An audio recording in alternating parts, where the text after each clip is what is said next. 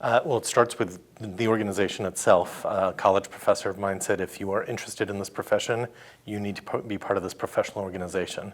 And she connected me with the upstate New York chapter. I was in college in that area. Started to connect with people and just was a member, enjoying all the benefits for a long time. Then the opportunity to become the chair of the transportation committee in the New York Metro chapter opened up. And my boss at the time said, that's also a really good opportunity for you. Why don't you do that? And I said, okay, she seems smart. She knows what she's doing in the profession, so I did that. I worked my way up through the New York Metro chapter, serving as a section director and a vice president, and then I moved into divisions leadership, vice chair and chair of the division of the transportation planning division, and then vice chair and chair of the divisions council.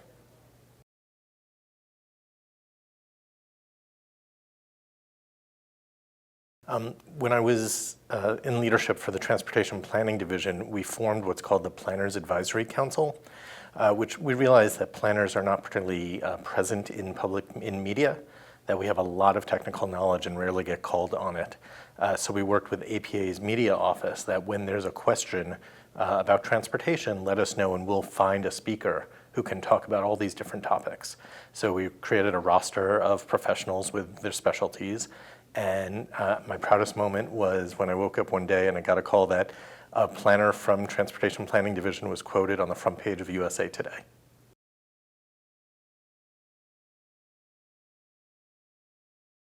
Start off, APA is only as much as you put into it. So it has been a part of my professional career now for 30 years. It's been a part of every job I've been able to secure for 30 years. But that has required participating, not just filling out the form and sending in membership dues, but writing articles, speaking, volunteering to put together sessions.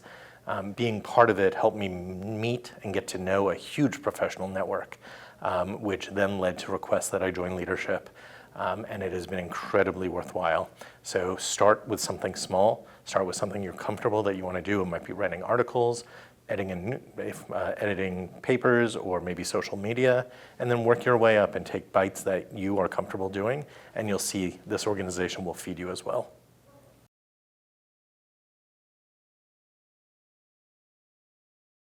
So my work is inspired by my grandparents.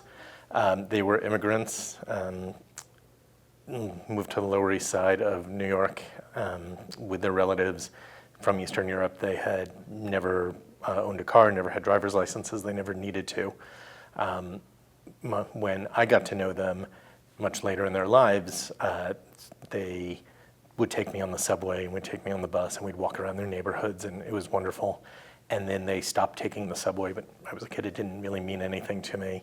Then they stopped taking the bus and I didn't know why, we just walked around their neighborhoods. And then we stopped walking to one side of the neighborhood to where the grocery store with the good fruit, as my grandmother would call it, was, and we stopped going to that playground. And only years later did I learn that they stopped taking the subway because it was too much for them to walk down those subway steps. And then it was too much, they stopped taking the bus because the buses wouldn't pull into the curb.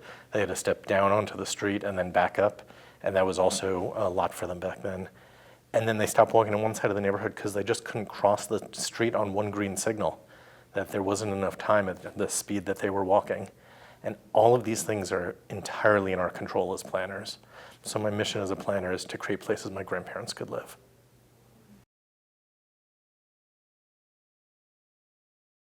Leadership to me is finding something you want to change or make better and taking that responsibility on yourself to make that change. It's very easy to point out something that's wrong and expect somebody else to do it. But when you stand up and say, I'm going to help fix this, that's what makes you a leader.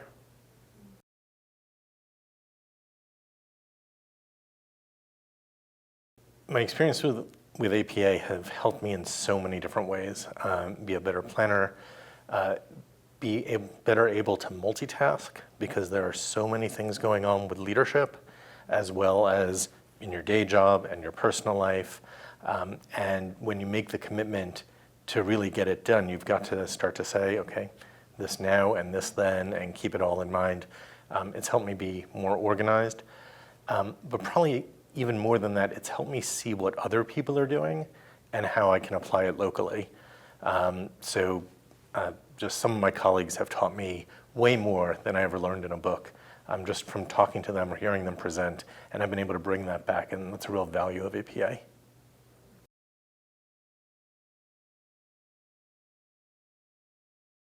So I served on the board of directors during COVID when nobody knew what was going to happen in the future. We were all kind of guessing, would a lot of governments lay people off, or would firms lay people off? So planners would have fewer jobs, which would mean less membership in APA. So we had to really think fiscally conservative while providing all the benefits members were getting, and coming together with the board members to say, what is it that is most important?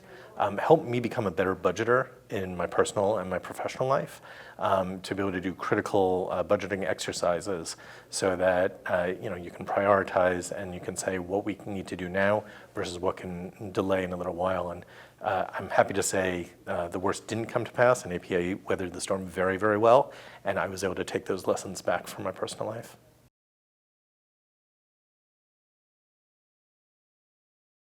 So APA overall is the home for planners nationwide, and leadership is really these opportunities to stand up and say this organization is good and we can do more.